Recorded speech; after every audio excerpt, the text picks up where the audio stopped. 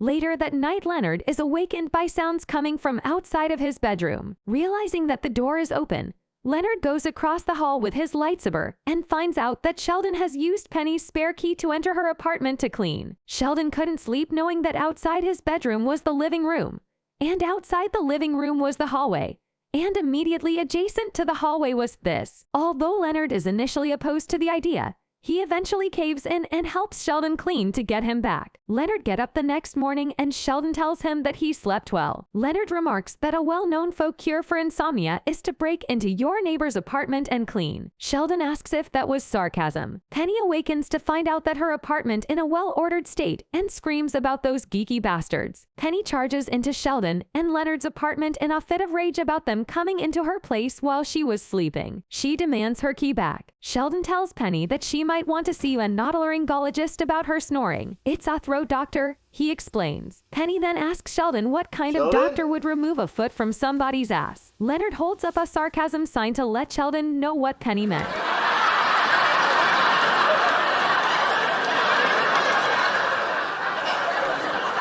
Sheldon?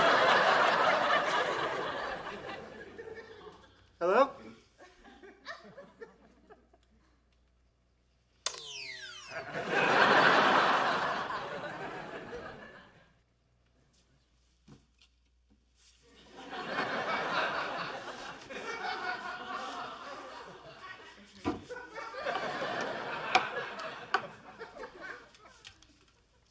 Sheldon! Penny's sleeping. Are you insane? You can't just break into a woman's apartment in the middle of the night and clean. I had no choice. I couldn't sleep knowing that just outside my bedroom was our living room, and just outside our living room was that hallway, and immediately adjacent to that hallway was this. Do you realize that if Penny wakes up, there is no reasonable explanation as to why we're here? I just gave you a reasonable explanation. No, you gave me an explanation. Its reasonableness will be determined by a jury of your peers. Don't be ridiculous. I have no peers. Sheldon, we have to get out of here. You might want to speak in a lower register. What? Evolution has made women sensitive to high-pitched noises while they sleep so that they'll be roused by a crying baby. If you want to avoid waking her, speak in a lower register. That's ridiculous. No. That's ridiculous. Fine. I accept your premise. Now, please, let's go.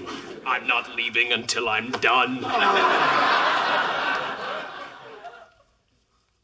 If you have time to lean, you have time to clean. Oh, what the hell?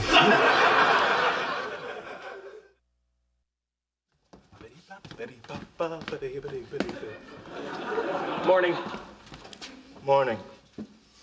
I have to say, I slept splendidly. Granted, not long, but just deeply and well. I'm not surprised. A well-known folk cure for insomnia is to break into your neighbor's apartment and clean. Sarcasm? You think? Granted, my methods may have been somewhat unorthodox, but I think the end result will be a measurable enhancement of Penny's quality of life. You know what? You convinced me. Maybe tonight we should sneak in and shampoo her carpet.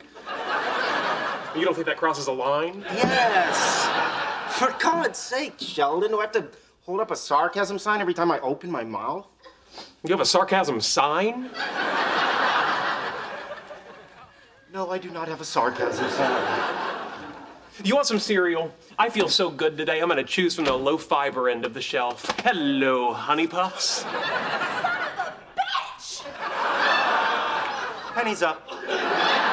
You sick, geeky bastards! How did she know it was us? I may have left a suggested organizational schematic for her bedroom closet. Leonard! God, this is gonna be bad. Goodbye, Honey Puffs. Hello, Big Brand. You came into my apartment last night while I was sleeping? Yes, but only to clean. Really more to organize. You're not actually dirty, per se. Give me back my key. I'm very, very sorry. Do you understand how creepy this is? Oh, yes, we discussed it at length last night. In my apartment while I was sleeping. And snoring. And that's probably just a sinus infection. But it could be sleep apnea. You might want to see an otolaryngologist. The throat doctor. And what kind of doctor removes shoes from asses? Depending on the depth, that's either a proctologist or a general surgeon.